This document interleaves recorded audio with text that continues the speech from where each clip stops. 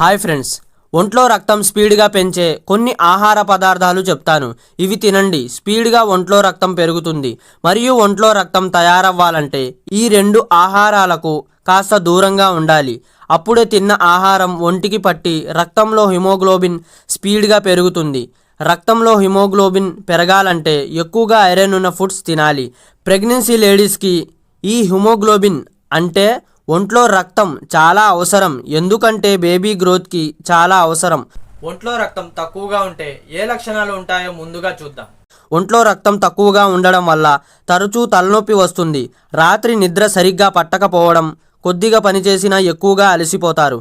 నరాల వీక్నెస్ ఉంటుంది. చాలా బద్ధకంగా ఉంటారు. అప్పుడప్పుడు కళ్ళు తిరగడం, శ్వాస తీసుకోవడంలో చాలా ఇబ్బందిగా ఉంటుంది.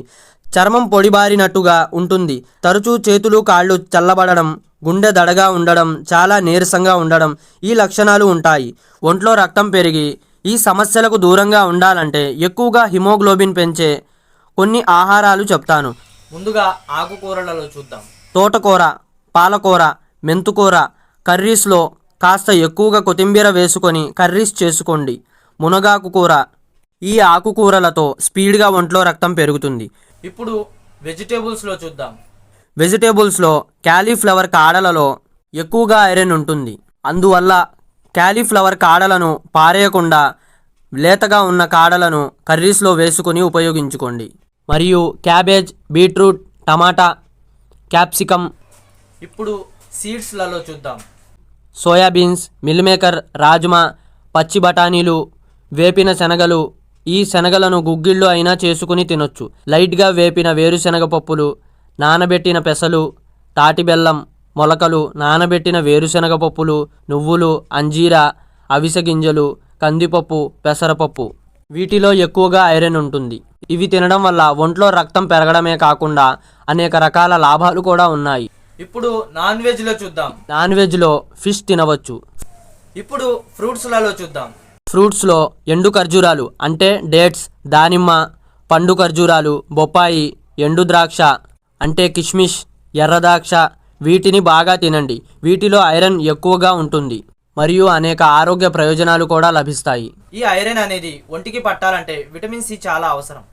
విటమిన్ సి ఉన్న ఫ్రూట్స్ తినండి. తిన్న ఐరన్ ఒంటికి పట్టాలంటే, ప్రేగులు అబ్జర్వ్ చేసుకోవాలంటే ఖచ్చితంగా విటమిన్ సి చాలా అవసరం. విటమిన్ సి ఫ్రూట్స్ తినకపోతే ఖచ్చితంగా ఐరన్ అనేది ఒంటికి పట్టక ఒంట్లో రక్తం తయారవ్వదు. మరియు ఈ రెండు ఆహారాలకు దూరంగా ఉండండి. అప్పుడే ఖచ్చితంగా ఒంట్లో రక్తం పెరుగుతుంది. విటమిన్ సి ఉన్న ఫుడ్స్ లెమన్, బత్తాయి, కమల, ఆమ్ల పొడి, జామకాయ. వీటిని ఎలా ఉపయోగించాలంటే లెమన్ వాటర్లో వేసుకుని తాగండి లేదా కర్రీస్లో వేసుకుని తినండి. డైరెక్ట్గా తినడం వల్ల టీత్ ఎనామిల్ దెబ్బతింటుంది. బత్తాయి, కమల, జామకాయ డైరెక్ట్గా తినవచ్చు. ఆమ్ల పొడి అయితే ఆయుర్వేదిక్ షాప్లో దొరుకుతుంది. ఈ ఆమ్ల పొడిని వాటర్లో చిటికెడు లేదా పాలల్లో చిటికెడు వేసుకుని తాగండి, సరిపోతుంది.